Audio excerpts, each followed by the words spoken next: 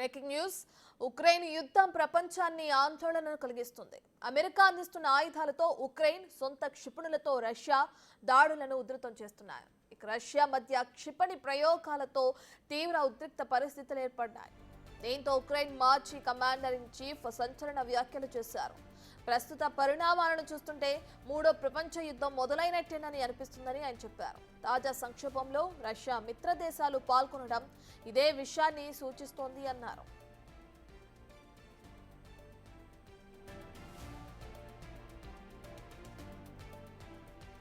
అయితే ఉత్తర కొరియా సైనికులు ఉక్రెయిన్ పై పోరాడుతున్నాయని, ఇరాన్ డ్రోన్లు కూడా ఉక్రెయిన్లో అనేక మంది ప్రాణాలు తీస్తున్నాయని ఆయన చెప్పారు.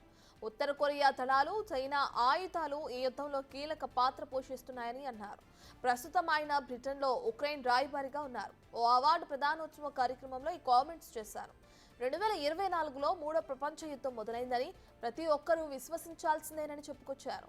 ఈ సంక్షోభం మరింత విస్తరించకుండా ఉండాలంటే ఉక్రెయిన్ మిత్ర దేశాలు కీలక నిర్ణయాలు తీసుకోవాలని ఆయన విజ్ఞప్తి చేశారు.